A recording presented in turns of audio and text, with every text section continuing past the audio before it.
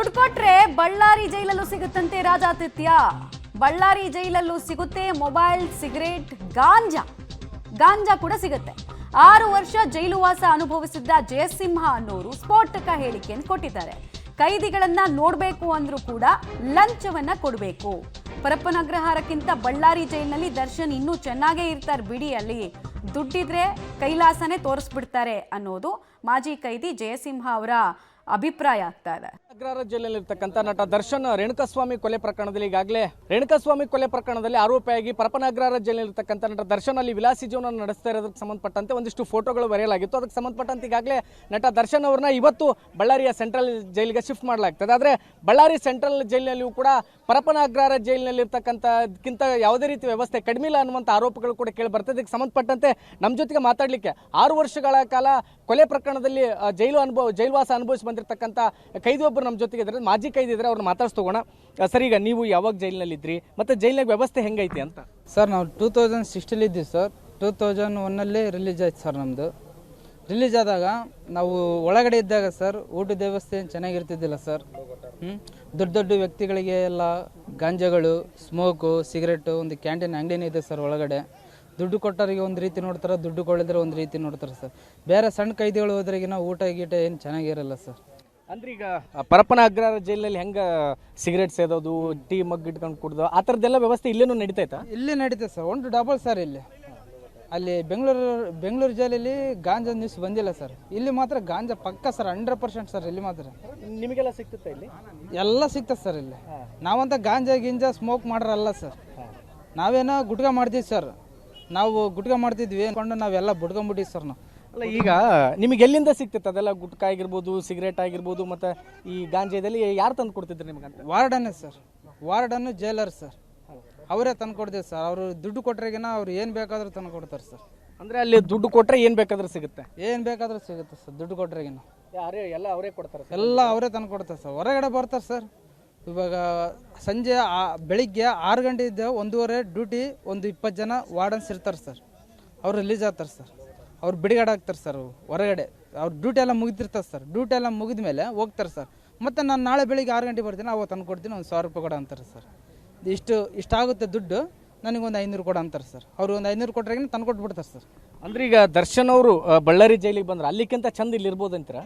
ಅಲ್ಲಿಗೆ ಬಿಂದಾಸ್ ಆಗಿರ್ಬೋದು ಸರ್. ಇಲ್ಲಿ ಬಿಂದಾಸ್. ಇಲ್ಲಿ ಮಾತ್ರಗಿನ ರಾಜದಂಗೆ ಇರ್ತಾರೆ. ಇಲ್ಲಿ ಮಾತ್ರಗಿನ ಏನು ಸರ್, ಸುಪ್ರೀಂಟಿಗೆ ಅರ್ಜೆಂಟಿಗೆ ಜೈಲರಿಗೆ ಒಂದು 100 ರೂಪಾಯಿ, ಒಂದು 500 ಕೊಟ್ಬಿಟ್ರೆ ಆಯ್ತು ಸರ್.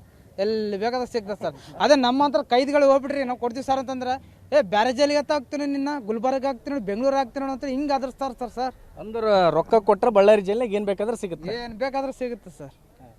ಅದೇ ನಮ್ಮ ಫ್ರೆಂಡನ್ನ ಎಂಟ್ರಿಗಳಿಗೆ ನೋಡೋಕೆ ಹೋಗಂತಂದ್ರಿಗೆನ 500 ಕೊಡು, ಇಲ್ಲದ್ರೆ ಬೇರೆ ಅಂತ ಅನ್ಕೊಡು ಅಂತ ಹೇಳಿ ಎಂಟ್ರಿ ಮೇನ್ ಗೇಟಲ್ಲಿ ಎಂಟ್ರೆಸ್ ವಾರ್ಡನ್ಸ್ ಇದ್ರೆ ಸರ್, ಅವ್ರು ಕಂಪಲ್ಸರಿ ಕೇಳ್ತಾರೆ. ನೋಡೋಕೆ ಹೋದ್ರೆ ರೊಕ್ಕ ಕೊಡ್ಬೇಕು ಸರ್. ಅಂದ್ರೆ ಜೈಲಾಗೆಲ್ಲ ಸಿಗುತ್ತೆ? ಜೈಲಾಗ. ಯಾಕಂದ್ರೆ ನಾನು ಜೈಲು 6 ವರ್ಷ ಹೊಡೆದು ಬಂದಿದ್ದೆ ಸರ್. ಇವರು ವಾರ್ಡನ್ಸ್ ಎಲ್ಲ ನೋಡಿದ್ದಾರೆ ಸರ್.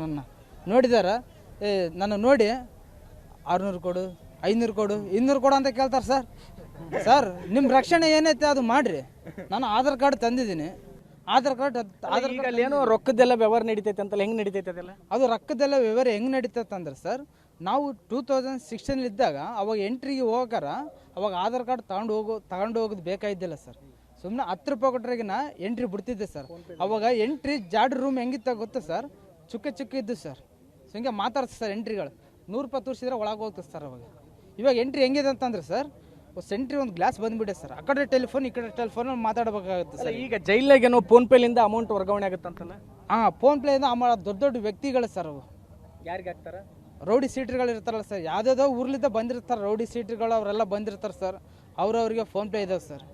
ಅವ್ರು ಆಶೆ ಅಂತಾರೆ. ಇವಾಗ ನಮ್ಮಂಥ ಕೈದಿಗಳು ಹೋಗ್ಬೇಕಂದ್ರೆ ಅಂಥ ರೌಡಿ ಸೀಟ್ರಲ್ಲಿ ಪರಿಚಯ ಮಾಡ್ಕೋಬೇಕು. ಅಣ್ಣ ಫೋನ್ಪೇಯಲ್ಲಿ ಇಷ್ಟು ದುಡ್ಡು ಬರುತ್ತೆ. ಆ ದುಡ್ಡು ಯಾರಿಗೆ ಕೊಡ್ತಾರೆ? ಅವು ಫೋನ್ ರೌಡಿ ಸೀಟ್ರ್ ಹತ್ರ ನಾವು ಹೋಗ್ತೀವಿ ಸರ್.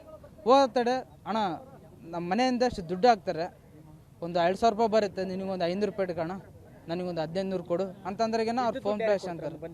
ಇದು ದುಡ್ಡು ಒಳಗಡೆ ಕ್ಯಾಂಟೀನ್ ಇದೆಯಲ್ಲ ಸರ್, ಕ್ಯಾಂಟೀನಲ್ಲಿ ಟಿಫನ್ ಮಾಡ್ತಾರೆ, ಗುಟ್ಕಾ ಮಾಡ್ತಾರೆ, ಗಾಂಜಾ ಮಾಡ್ತಾರೆ. ಅಂದರೆ ಇದಿಷ್ಟು 6 ವರ್ಷಗಳ ಕಾಲ ಕೊಲೆ ಪ್ರಕರಣದಲ್ಲಿ ಬಳ್ಳಾರಿಯ ಸೆಂಟ್ರಲ್ ಜೈಲಿನಲ್ಲಿ ಶಿಕ್ಷೆ ಅನುಭವಿಸಿ ಬಂದಿರುವಂಥ ಕೈದಿ ಜಯಸಿಂಹ ಅವರು ಹೇಳುವಂಥ ಮಾತು. ಎಲ್ಲೋ ಒಂದು ಕಡೆಗೆ ಪರಪ್ಪನ ಅಗ್ರಹಾರ ಜೈಲಿನಿಂದ ಈಗಾಗಲೇ ಬಳ್ಳಾರಿಯ ಸೆಂಟ್ರಲ್ ಜೈಲಿಗೆ ಬರ್ತಕ್ಕಂಥ ಸೆಂಟ್ರಲ್ ಜೈಲಿಗೆ ದರ್ಶನ್ ಅವ್ರನ್ನ ಶಿಫ್ಟ್ ಮಾಡ್ತಾ ಇದ್ದಾರೆ. ಇಲ್ಲಿಯೂ ಕೂಡ ಅದೇ ರೀತಿಯ ವ್ಯವಸ್ಥೆ ಇದೆ ಅನ್ನುವಂಥ ಆಘಾತಕಾರಿ ಅಂಶವನ್ನ ಇದೀಗ ಮಾಜಿ ಕೈದಿ ಒಬ್ರು ಹೇಳ್ತಾ ಇರುವಂಥದ್ದು. ಯಾಕಂದ್ರೆ ಬಳ್ಳಾರಿ ಸೆಂಟ್ರಲ್ ಜೈಲಿನಲ್ಲೂ ಸಹಿತ ಗಾಂಜಾ, ಗುಟ್ಕಾ, ಸಿಗರೆಟ್ ಎಲ್ಲವೂ ಕೂಡ ಸಿಗುತ್ತೆ. ಇಲ್ಲಿ ಯಾವುದಕ್ಕೂ ಸಹಿತ ಕೊರತೆ ಆಗೋದಿಲ್ಲ. ದರ್ಶನ್ ಅವರು ಅಲ್ಲಿಕ್ಕಿಂತ ಇಲ್ಲಿ ಇನ್ನಷ್ಟು ಚೆನ್ನಾಗಿರ್ಬೋದು ಅನ್ನುವಂಥ ಒಂದಿಷ್ಟು ಆತಂಕಕಾರಿ ವಿಚಾರಗಳನ್ನ ಹೇಳ್ತಾ ಇದ್ದಾರೆ. ಎಲ್ಲವೊಂದು ಕಡೆಗೆ ಇವೆಲ್ಲವನ್ನು ಕೂಡ ಗಮನಿಸಿದ್ರೆ ಜೈಲಿನ ವ್ಯವಸ್ಥೆಗಳು ನಮ್ಮ ರಾಜ್ಯದಲ್ಲಿ ಯಾವ ರೀತಿ ಇದೆ, ನಮ್ಮ ದೇಶದಲ್ಲಿ ಜೈಲಿನ ವ್ಯವಸ್ಥೆ ಯಾವ ರೀತಿ ಇದೆ ಅನ್ನುವಂಥದ್ರ ಕುರಿತಾಗಿ ಒಂದಿಷ್ಟು ಸಂಶಯಗಳು ಕೂಡ ವ್ಯಕ್ತವಾಗ್ತಾ ಇದ್ವೆ. ಕ್ಯಾಮರಾಮನ್ ಲುಕ್ಮನ್ ಜೊತೆ ಅಮರೀಶ್ ಅಲ್ಕ, ಹೊಮ್ಮಿನಾಳ ಪಬ್ಲಿಕ್ ಟಿವಿ, ಬಳ್ಳಾರಿ.